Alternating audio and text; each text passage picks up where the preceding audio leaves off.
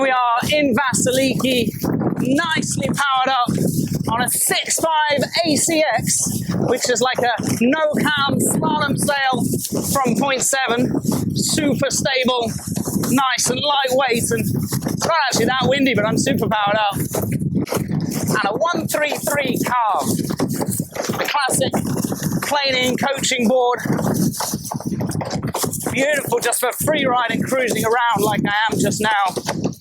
And in today's session, I'm talking micro movements, small little things that are going on whilst I'm planing along in a straight line. Here it is.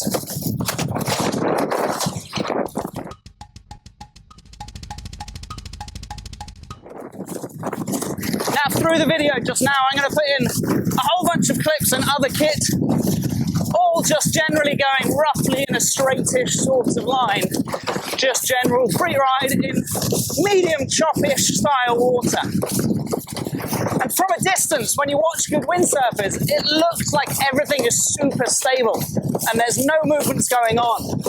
But what I kind of want to reassure people, especially, and this is really aimed at you guys getting into the foot straps and starting to get more comfortable blasting, is that even when people look like they're locked in, stable and doing nothing, there is still a lot of movement happening. There is still a lot of adjustments, like I introduced at the start, these micro movements going on. So right now, we're starting just with the rig. Most of my weight, yes, is committed through the harness, but I've got a little bit of push and pull going on with my hamstrung here. So if I'm slightly overpowered, I'm a little bit too much, a slight, and only a slight pull of the front arm, just like that, little pull, little bend, ever so slightly depowers the rig. It opens the back of the sail. If that was extreme, whee! You'll see, like I've talked about in other videos, with the front hand getting control. If I need a bit more power, like now I'm slightly underpowered, I'm now pushing the front hand and adjusting, get a bit more power, a little bit less, a little bit more, a little bit less. And it's not as easy to say that all the time, now I'm doing this and now I'm doing this. I'm actually adjusting slightly the whole way. What I think I'll do is play even this clip that's playing right now with the live audio on it. I'll play it in slow motion. You'll start to see what I mean, that it's not steady in one position with my hands. I'm not locked in and not moving. I am adjusting quite a lot of the time.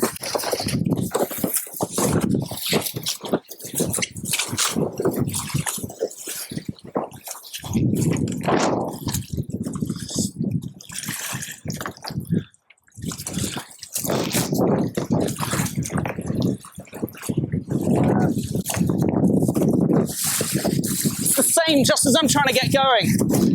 And those of you who know my videos, I'll talk a lot about dropping and pushing and setting things up.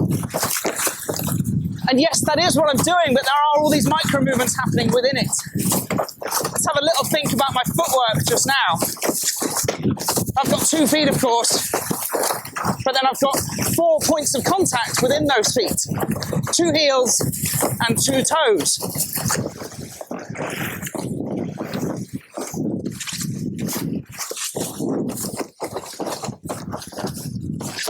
And how I use front toe, front heel, back heel, it's not just drop and push and stay there to get going, that is. There's lots of adjustments going on. I might find at some points I'm digging both heels, at other points I'm just digging one.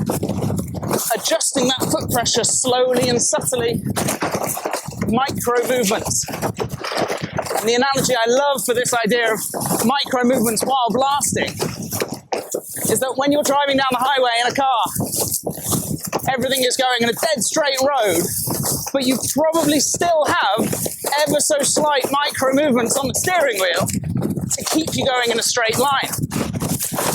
As soon as the car goes slightly up a hill or slightly down a hill, see that flying fish? I'm going to have to play that back for you now. A shark the other week. It wasn't a shark, it turned out to be a swordfish. That was a flying fish.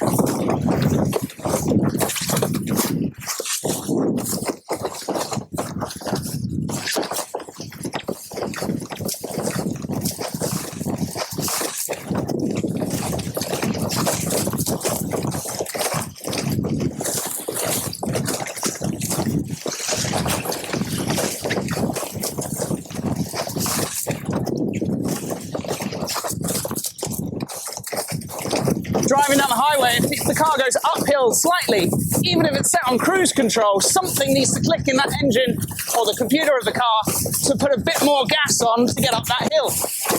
As it comes down the hill, it can ease off that gas. It might be happening automatically if it's on cruise control, of course, but something is still adjusting to maintain that steady speed. And as I roll over chop, up and down the waves, or possibly there's a bit of a tidal stream or a bit of a current if you're on a river, you can't just lock in and say, this is me in this position. You need to adjust and change things just that little bit to keep you on the plane through gusts and lulls, or choppy water, flat water, whatever it is. I hope that makes a little bit of sense to you guys. If you like what you see, of course, make sure you hit that subscribe button. Many more videos like this coming to you very, very soon.